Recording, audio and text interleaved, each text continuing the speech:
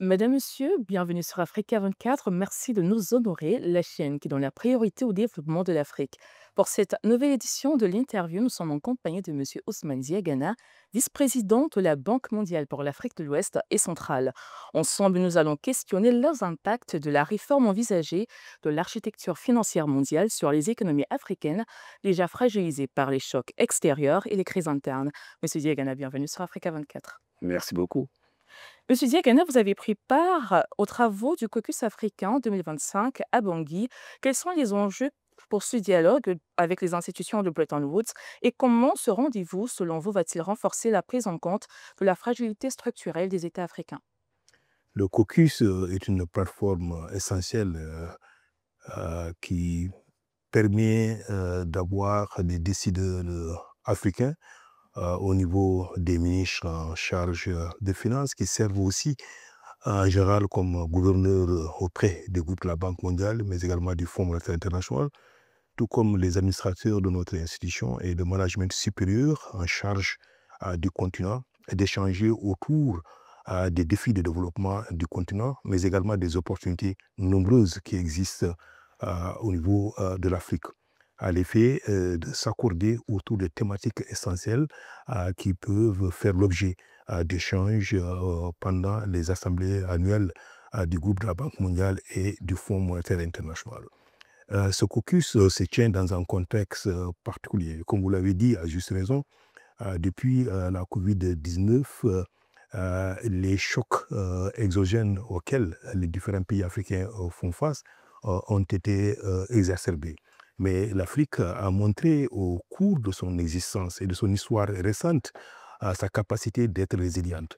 Et c'est pour cela qu'on a assisté très rapidement à une reprise assez bonne des différentes économies. Il est maintenant important de consolider ces acquis-là et surtout de traduire en action d'investissement qui permet aux pays africains d'adresser le plus grand défi auquel ils sont confrontés, celui de créer des emplois pour sa jeunesse dans un contexte d'accroissement démographique de la population. Évidemment, il est de la responsabilité des pays de faire ce progrès, mais également il est des devoirs des institutions comme la Banque mondiale de les accompagner à travers les financements, à travers les conseils. En termes de financement, je crois que c'est effectivement le moment de réfléchir à une modernisation de l'architecture financière internationale pour que les Africains et les pays africains puissent avoir accès à davantage de ressources, mais également utiliser de manière beaucoup plus efficace et de manière beaucoup plus efficiente les ressources qui sont déjà mobilisées. Monsieur Diagana, selon des données de l'ONU, l'Afrique aura besoin de 13 000 milliards de dollars par an jusqu'en 2030, d'où l'urgence de la réforme financière mondiale dont nous avons parlé. Les États africains peuvent-ils atteindre les ODD dans un contexte où le poids de la dette est une donnée non négligeable? Alors, le développement, c'est un long processus et il n'est pas un processus linéaire. Il y aura toujours des hauts et des bas, mais ce qui est fondamental, c'est que nous savons désormais, à l'échelle mondiale, ce qui peut contribuer à faire du développement la réalité. Les leçons que nous avons pu observer à travers ce qui se passe dans des pays de l'Asie de l'Est et du Sud, et même parfois sur le continent africain, pour les pays qui se sont engagés dans des réformes robustes, qui se sont appropriés leur agenda de développement, on voit que des progrès sont possibles. Mais il est important d'être résilient dans la durée. D'abord au niveau des réformes politiques qu'il faut mettre, ensuite la nature des investissements et la qualité des investissements qu'il faut opérer, et la nécessité d'être sélectif pour essayer de mettre le focus sur ce qui est essentiel. Il est en même temps important que les financements puissent être mobilisés et qu'ils puissent être soutenables dans la durée. Et il y a deux paramètres à cet égard qui sont extrêmement importants. Celui d'abord au niveau interne, donc au niveau des pays, de faire tout ce qui est nécessaire pour mobiliser des ressources domestiques importantes, cruciales, et que ces ressources-là puissent être investies dans des secteurs essentiels pour le développement.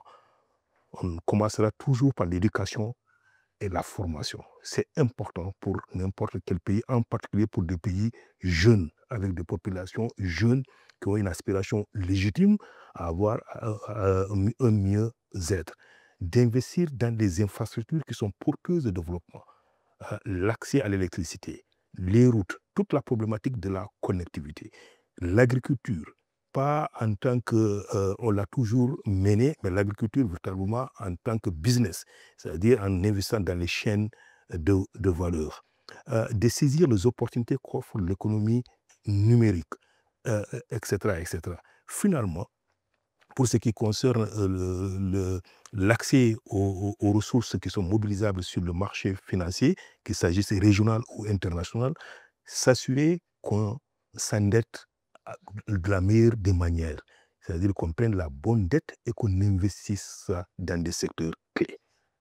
Vous parlez de priorité d'investissement, la lutte contre la fraude fiscale et l'élargissement de l'assiette, la lutte contre la fraude et l'élargissement, j'y arrive. L'assiette fiscale sont des enjeux clés pour la mobilisation des ressources internes. Quelles recommandations formulez-vous à l'endroit de la Centrafrique et de l'Afrique en général?